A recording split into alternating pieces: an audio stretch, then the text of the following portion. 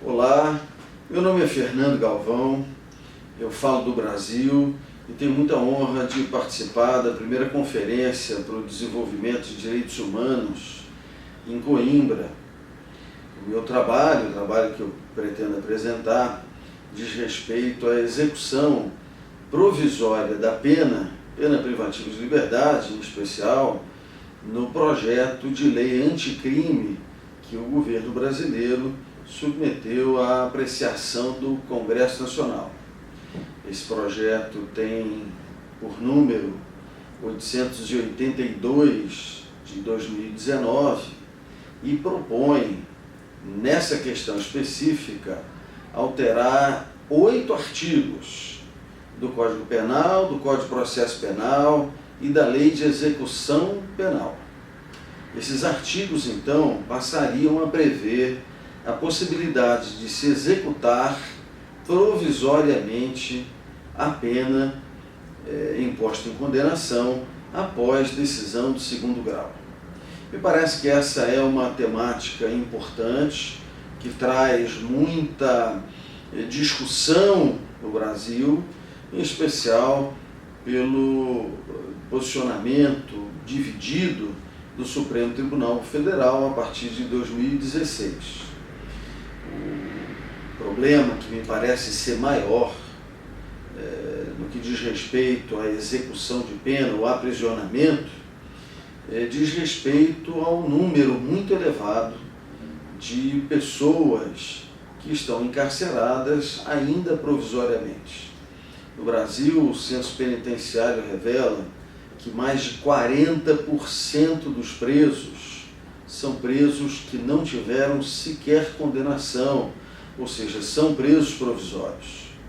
Quando nós examinamos esse percentual no universo em que são contados também os presos que cumprem pena em regime aberto ou semiaberto, além do regime fechado, nós podemos perceber que esse percentual de 40% do universo é realmente muito elevado.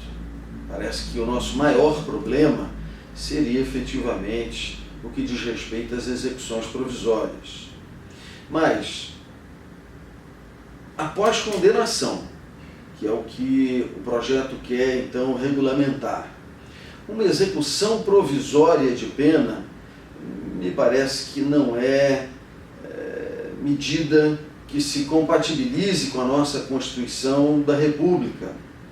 A Constituição Federal, nós temos o inciso 57 do artigo 5º da Constituição brasileira, diz expressamente que ninguém poderá ser considerado culpado até o trânsito em julgado da sentença penal condenatória. Essa expressão não é suficientemente clara no que diz respeito à possibilidade de prisão. É possível perceber que não há um impedimento à prisão, mas pode-se extrair que uma prisão em cumprimento de pena deveria aguardar o trânsito em julgado para que se possa, digamos assim, considerando aquele condenado realmente culpado, passar a cumprir a pena que foi imposta. Sabemos que a prisão provisória tem outros requisitos que autorizam o seu deferimento. Então, para executar a pena, me parece que é correto entender que deveríamos aguardar um juízo definitivo sobre a culpa.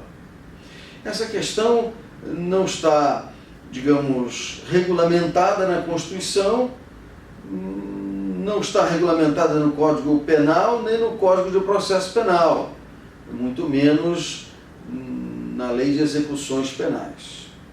Nós vamos ter uma expressão equivalente que poderia nos dar alguma indicação sobre como resolver esse problema na Lei de Introdução às Normas do Direito Brasileiro, que no seu artigo 6º, parágrafo 3º, diz que chama-se coisa julgada o caso julgado a decisão judicial de que já não caiba mais recurso.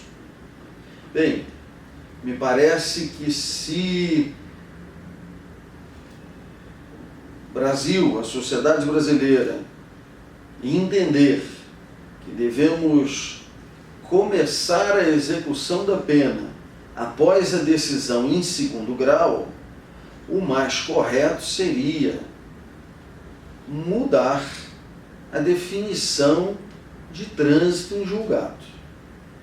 Porque aí teríamos sim uma regulamentação do dispositivo que traz toda essa discussão a partir da Constituição.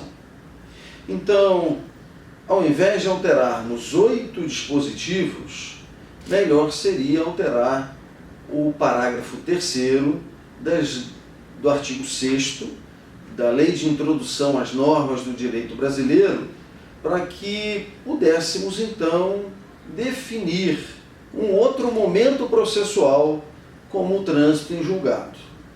Faço uma sugestão, mas vejam, uma sugestão que poderia ter um aprimoramento.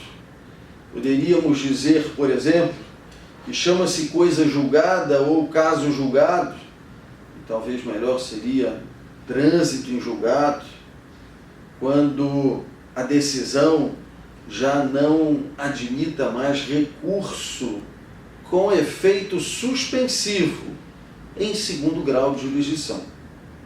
Essa pequena alteração do parágrafo 3º do artigo 6º nos traria o efeito desejado pelo projeto anticrime apresentado pelo governo brasileiro, de maneira, me parece, mais técnica, melhor do que inserir uma execução provisória de pena que permitiria a renovação de todas as discussões que até então nós mantemos, continuamos a travar. Bem, essa proposta, talvez alguns que são contrários à execução em segundo grau, poderiam alegar que haveria retrocesso no que diz respeito à proteção dos direitos humanos. Bem, eu queria fazer uma observação, e esse ambiente me parece ser bastante propício. Em Portugal, a legislação permite a execução da pena após o que talvez possamos chamar de trânsito em julgado para a culpa. Nós temos uma definição de trânsito em julgado no artigo 628 do Código de Processo Civil português. E esse artigo diz, então, que a decisão considera-se transitada em julgado.